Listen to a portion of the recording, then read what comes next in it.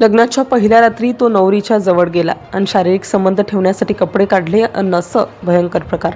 नवरदेवाच्या पायाखालची जमीन सरकली. नेमकं त्या रात्री काय घडलं होतं? जयपूरमधील बिंदा एका भागात राहणाऱ्या एका साध्या कुटुंबात लग्नाची लगबग सुरू होती. घरात दिवे, सजावट, पाहुण्यांची वर्दळ आणि आनंदाचा माहोल.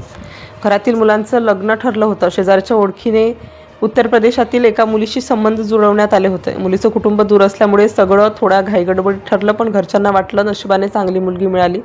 लग्नासाठी एका एजंटला मोठी रक्कम दिली गेली होती. मुलगी सुसंस्कृत आहे, घर चांगलं आहे, काळजी करू नका असं एजंट वारंवार सांगत होता.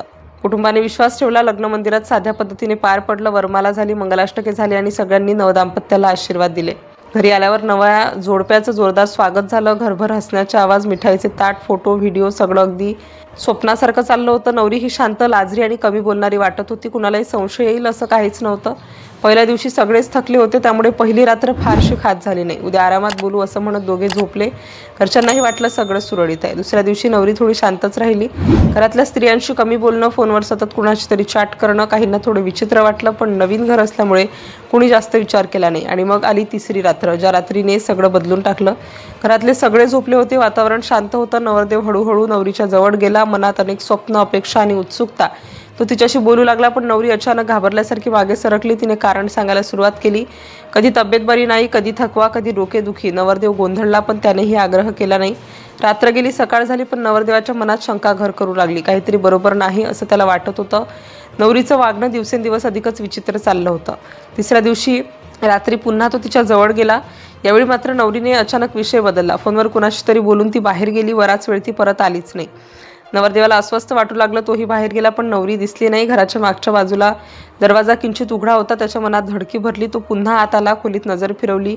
कपाट उघडं होतं. बॅग गायब होती. काही दागिनेही दिसत नव्हते. त्यांचं हृदय जोरजोरात धडधडू लागलं. तो घाईघाईने घरच्यांना उठवायला गेला. सगळे घाबरून उठले. घरात शोधाशोध सुरू झाली, पण नवरी कुठेच सापडली नाही. काही वेळाने लक्षात आलं, घरातील रोख रक्कमही गायब होती. सगळ्यांच्या चेहऱ्यावर भीती पसरली. काहीतरी मोठा प्रकार घडला होता. नवरदेवाने लगेच एजंटला फोन केला, पण एजंटचा फोन बंद येत होता. पुन्हा पुन्हा प्रयत्न केला, पण काहीच उपयोग झाला नाही. घरातले लोक हादरले होते. हे काय झालं? घरात कोण होती ती? असे प्रश्न सगळ्यांच्या मनात घुमत होते. नवरदेवाला आता प्रत्येक गोष्ट आठवू लागली. तिचं शांत वागणं, फोनवर बोलणं, टाळाटाळ, सगळं काही संशयास्पद वाटू लागलं. पोलिसांना कळवण्यात आलं. पोलिसांनी चौकशी सुरू केली. लग्नाचे फोटो, नंबर, एजंटची माहिती सगळं गोळा करण्यात आलं. पोलिसांच्या चौकशीत एक धक्कादायक गोष्ट समोर आली की मुलीचं नावही खोटं होतं. तिची ओळख बनावट कागदपत्रांवर आधारित होती. नवरदेव आणि त्यांचं कुटुंब पूर्णपणे हादरलं. विश्वास ठेवून त्यांनी लग्न केलं होतं, पण सगळं बनावट निघालं.